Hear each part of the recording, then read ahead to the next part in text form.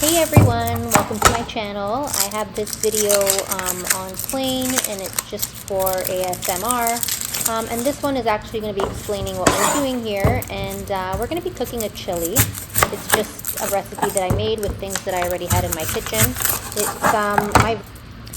so I added some kale and I also added a lot of pepper. Actually, it's probably called a pepper chili kale chili.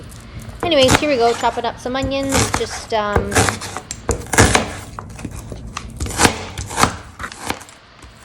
keeping them nice and chunky. It's just the way I like it. I like to simmer them down anyways as soon as we get into the pot. But as you can see, make sure you're taking off all of that extra baggage there, and here we go. Let's keep going. Clearly that's not a fine chop, but hey, I'm not a cook, but if I can do it, yes, you can cook too. All right, here we go. Chop, chop, chop.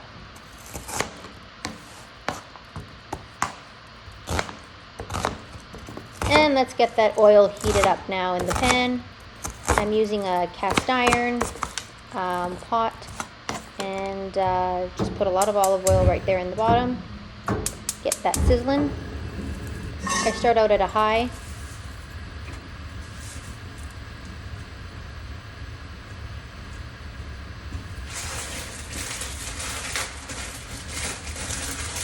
And then I like to throw the onions in there and get them simmering.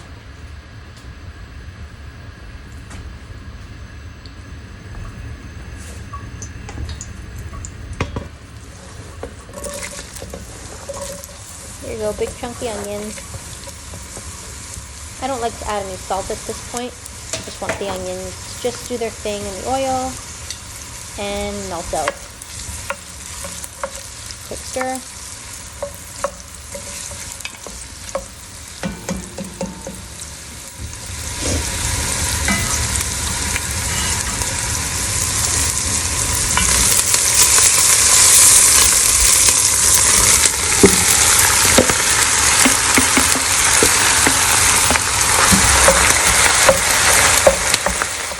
And here we go, I washed and rinsed out 2 pounds of minced meat. I like to keep that chunky in there too and just let it cook, but I like to go through it with the wooden ladle just to chop off so it doesn't come out as one actual sheet, right?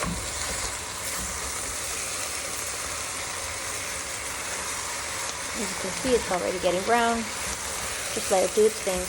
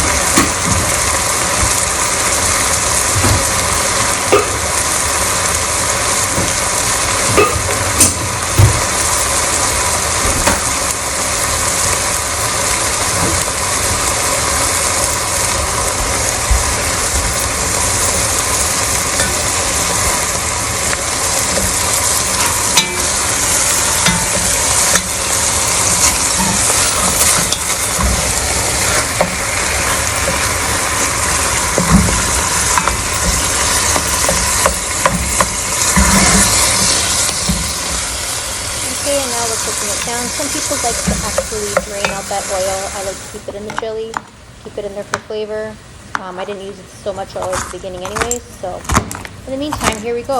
Here's all my peppers. Now you're going to see that there's going to be a lot of peppers in this actual video. I used 2 red, 2 orange, and 2 yellow, and then at the end of the video I actually add 1 green bell pepper and a cubanello pepper as well, just for some extra heat.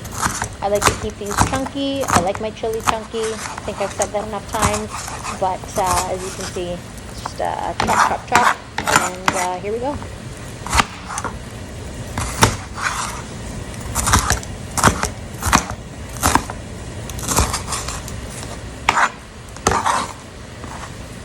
So that's going to take some time there. And we're going to check in back on our meat. See that oil? I let it sit there. I let it become part of the meal. I let it become part of the soup, of the chili. And I just put that through. Mind you, even if it's like that, you start adding ingredients, same problem, because that gets cooked, since we're going to simmer it on low for probably about another 30 minutes towards the end. That meat gets cooked right up, so no need to worry about that. And that little green thing is just a piece of kale that was left in the actual drainer or strainer. Just going to open up a pack of tomatoes, just a regular strained tomato. I like to keep them whole because, again, I like them in my chili whole. So as soon as I'm done here, we're going to open that up and dump it right in. Isn't that nifty? Look at that. Click. I think that's the star frit. Oh no, it's not. It's a coal or cone or something. Squeeze up and right into the pot, just as it is. And then I like to just mix it and crunch those up a little bit.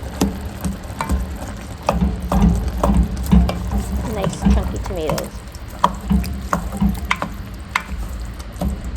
Probably at this point, I mean, that's probably an 8-quart pot. So you could have actually added an extra can of tomatoes if you wanted to. Again, if I can cook, so can you. Just do your thing.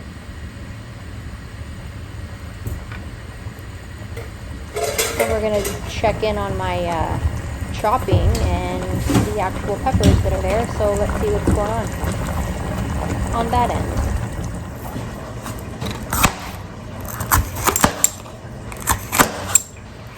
Alright, here we are, still going with it. There goes the peppers. And again, I just like them nice and chunky. See those little bits there that are actually still quite a bit long but cut through? Those actually just dissolve themselves right into the actual chili once we're done. Or once it's actually done cooking.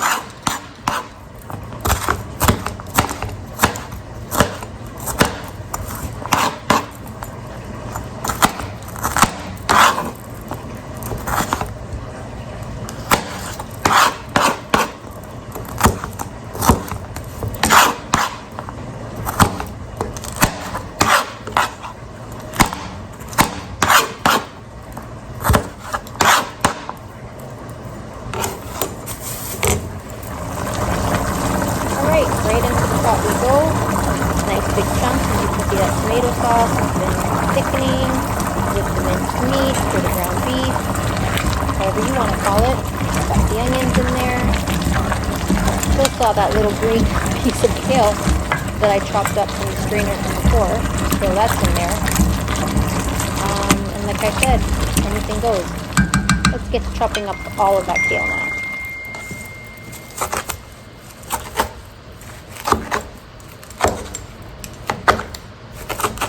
Now, what I do with the kale is I actually take out all the stems, and how I do that is I just pull the stems through, actually hold on to the leaves and then pull it through the stem, and it actually just comes off quite easily. And then I like to massage it, and then after I massage it, I give it a chop like you saw earlier. And they all goes into the pan because right now that's probably about 2 bunches, but it's actually going to cook down to about half a bunch. You'll see. If you ever cook with kale, spinach, etc., you know, these sorts of vegetables really willow out by the end of it. What I'm adding there is vegeta. Some people call it vegeta. I can't even pronounce it. But basically what that is just some vegetable stock. And then I just added some water into the pan just to let that go. As you can see, that vegetable stock, I just got it at one of my grocers. It comes in a big pot, and it's just a soup base, basically. I think it's actually all just some salt and some spices, but I like to add it into what we're going on here just to add some extra stock. And then that last one is an actual cube of garlic and vegetable. And you can call it a bouillon cube as well, but just some extra flavor that goes right into it. There we go. I just put 1 can of beans You can use regular just kidney beans, black beans, pinto beans, you know, get really authentic here. Maybe this is an Italian kind of minestrone, minestra, chili sort of thing, but yeah, I just got a can of beans. My dad loves chickpeas, and I'm making some of this for him, so I made sure that the variety had chickpeas in there. It has some kidney beans, and I believe it has some pinto beans as well.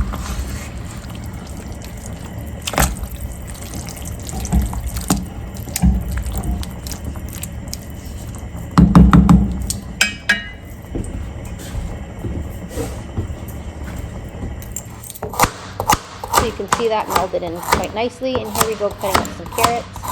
Oh, I love the sound of a great chop. Listen, I'm not the most handiest person. I mean, I probably should have got that green pepper out of the way when I was chopping. Like, don't try this at home. Not in that way anyways. Make sure that your kitchen and your area is clean. That's the first thing they teach you. I didn't go to cooking school. I basically just learned on YouTube anyways, so here I am. And you know what? It's probably just innate. I come from an Italian household and an Italian kitchen, and everybody knows how to cook, so wow, nothing sounds better than chopping up a whole bunch of vegetables quickly, right? Celery is my favorite to chop. And then I'm just going to leave the edges just out to get a little bit dull, and they get a little bit too rough in texture. I'm going to take off that weird piece of the carrot and then continue to chop the rest. And again, try to keep don't do what I'm doing, try to keep your chopping space clean, you know, room for error. You don't want to chop off your fingers, but there we go. There we go. There, nice and nice. Let's check on it. You see what I'm saying? That's why I like to keep the fat in there from the actual meat, because it just actually thickens it up. I want to add as much vegetables as possible so we can get our servings in there. Listen, this isn't a traditional chili, and don't hate me and don't come at me. This is just, let's just call it a soup, a vegetable soup with some minced meat and some chili powder. How's that? But listen, it's delicious. You got to try it. And you're getting your kale.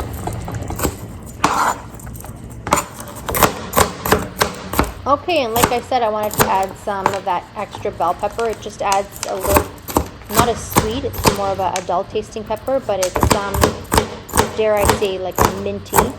But it actually has that nice taste to it. You know what I'm talking about. There is a difference between green and red.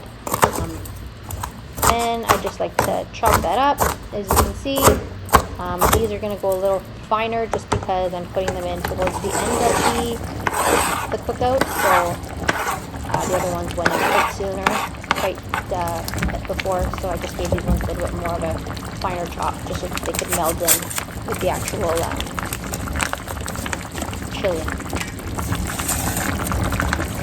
And there goes the chili powder. You can get that right off the Mexican aisle at your local grocer's.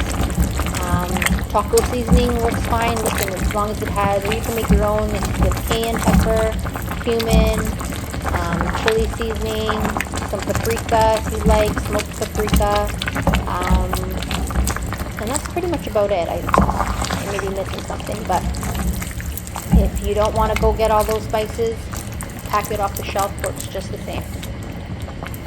And it has that authentic flavor. And there I go, I add some chili peppers. So there's some crushed chili, just to give it some more spice. I like it that way. I didn't go crazy on this one, as you can see. But I did also pop in one chili pepper like that. It didn't do much, to be honest, at the end when I tried it. Just because I took out some of the seeds. The seeds is actually where all of the spiciness is. And I didn't really fine chop it. So it kind of just sat there. I was able to eat that pepper and actually not have a hole in my tongue by the time I was done with it, because I had it in a spoon of the chili myself. So it's just fine. You could add more than one if you wanted. And here I'm adding some garlic and some cubano peppers. Now these peppers are not spicy. You could add the cubano peppers that are actually spicy, or actually pop in a jalapeno if you want at this point. That's totally up to you. I just used whatever I had. In terms of the garlic, I like to crush my garlic. I just tend to find that crushing the garlic just releases some of the flavor. Especially in these sorts of dishes. And since I didn't put it in with the onions at the beginning, I'm putting it at the end. I'm just trying to get as much flavor and seasoning as possible. And also, in the chili, once you start eating it, you're actually going to have pieces of you know, soft cooked out garlic as a surprise bite. Whoever gets it kind of thing, because there's clearly not enough to go around, but it just adds to that extra flavor, gives it some more of an odor. Meld, meld, meld.